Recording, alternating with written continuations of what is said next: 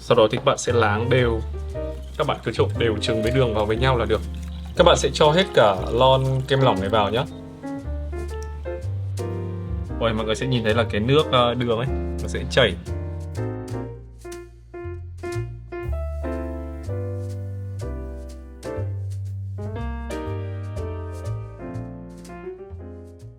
Hello, xin chào tất cả mọi người, chào mừng mọi người đã quay trở lại với channel của Gia đình Cam. Mùa hè thì cũng đã gần tới rồi và hôm nay chúng ta cùng nhau vào bếp để làm món caramel hay còn gọi là bánh flan. Hôm trước thì mình đã test thử cái công thức này với một loại sữa rất là ngon và hôm nay thì mình muốn chia sẻ với tất cả mọi người. Rất là đơn giản thôi, chúng ta cùng nhau bắt tay vào làm nhé. Với công thức này thì mình sẽ làm là 6 trứng gà này, một phần đường nhỏ. Đây là cái phần đường để chúng ta làm phần đế caramel. Đây là sữa đặc, đây là vani. Đó, và đặc biệt là có cái này. Cái này thì nó gọi là kem lỏng mọi người ạ. Đây, kem lỏng. Cái này thì mọi người có thể mua rất là dễ dàng ở trên các trang thương mại điện tử.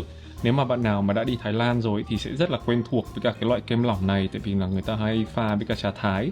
Hoặc là lúc mà pha xong ấy thì người ta sẽ tưới lên trên trà thái. Nó rất là thơm mọi người ạ. Cái này mọi người sẽ sử dụng để thay cho sữa tươi nhé. Trường hợp mà mọi người không mua được cái kem lỏng ấy thì chúng ta sẽ thay sữa tươi với cái định lượng tương đương. Bước đầu tiên là các bạn sẽ cho khoảng tầm 7 thìa canh đường vào trong nồi.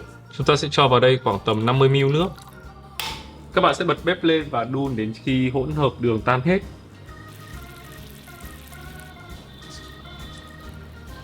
Các bạn sẽ thấy là đường bắt đầu chuyển dần sang màu cánh gián. Thì khi mà đường có màu càng đậm ý, thì cái caramel nó sẽ càng đắng. Cái này thì tùy thuộc vào cái độ mà muốn ăn đắng nhiều hay đắng ít của các bạn thôi. Mình sẽ tắt bếp đi, tại vì nó sẽ còn nóng ấy mọi người. Đấy, và chúng ta sẽ cho ra khuôn. Ở đây thì mình sẽ sử dụng khuôn là 15 inch. Và mình sẽ cho toàn bộ phần caramel này ra khuôn. Sau đó thì các bạn sẽ láng đều cái phần khuôn của chúng ta như thế này ha.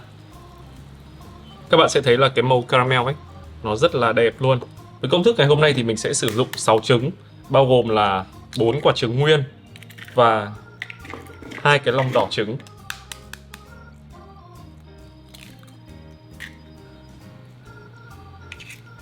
Tiếp tới là mình sẽ cho vào đây là 3 thìa canh đường.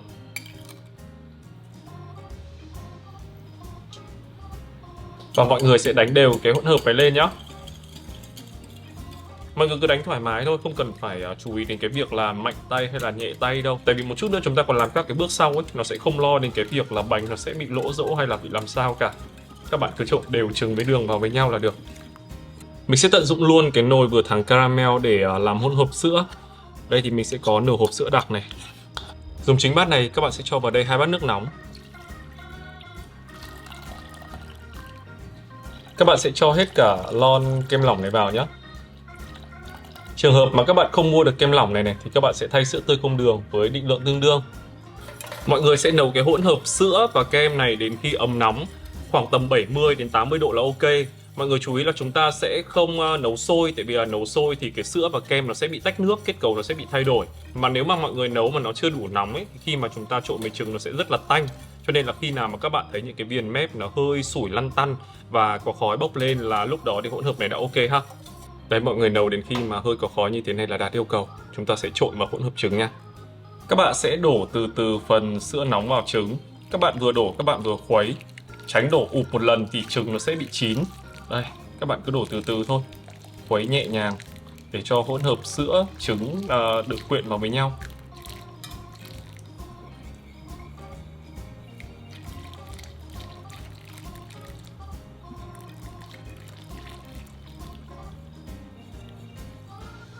Bước tiếp theo rất là quan trọng và quyết định là cái caramel của các bạn nó có mịn hay không. Đó chính là chúng ta sẽ phải lọc qua rây. Các bạn sẽ từ từ lọc hỗn hợp trứng sữa qua một cái rây khít để cho nó bỏ hết tất cả những cái lợn cợn còn sót lại.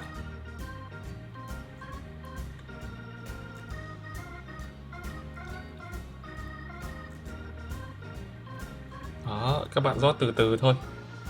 Các bạn sẽ thấy là sẽ có những cái cặn trứng này nó còn sót lại như thế này.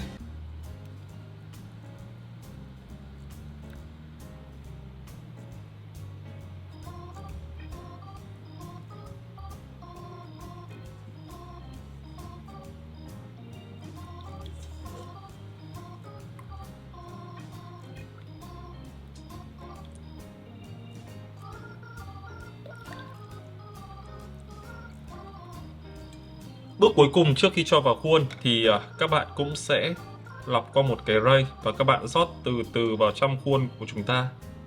Đó.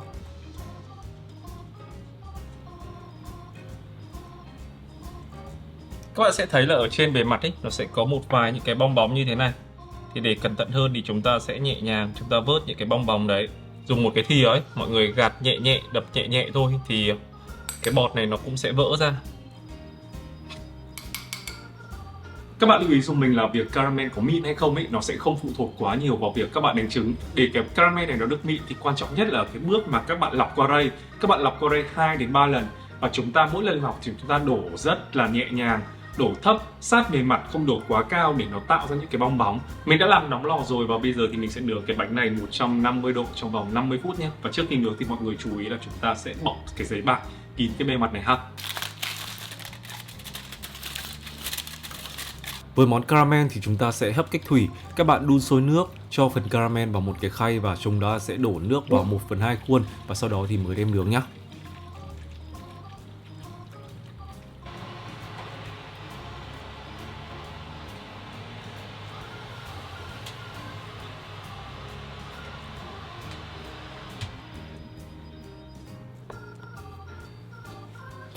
Để kiểm tra là bánh chín hay chưa ấy, thì mọi người dùng một cái tăm này, mọi người chọc vào bề mặt.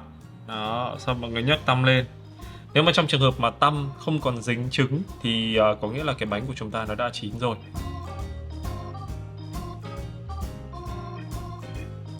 Đây, sau 3 tiếng thì phần caramel của chúng ta đã hoàn thành đấy rồi. Bây giờ thì mình sẽ cho ra đĩa nhé mọi người. Mọi người sẽ dùng một con dao ấy, sau đấy thì mọi người sẽ lách nhẹ ở phần viền để cho nó tách ra khỏi khuôn. Mọi người để đĩa lên này. Và chúng ta sẽ úp ngược lại nhé.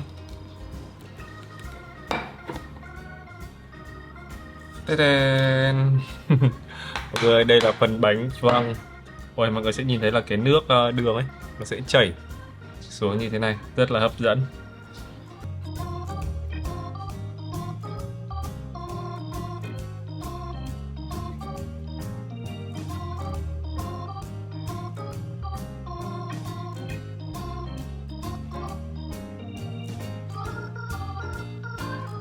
Bánh thì chưa đủ lạnh lắm tại vì là mình phải quay sớm. Vị rất là ngon mọi người ạ. Nó mềm ấy, nó mịn và nó sẽ không quá là bị rắn chắc đâu mọi người ạ. Ngọt vừa phải nữa, rất là thơm. Cái lớp caramel ở trên ấy nó xém xém, nó hơi có vị đắng đắng nhẹ. Ăn rất là ngon, nó bớt đi cái vị ngọt của cái phần trứng sữa ở bên dưới ấy.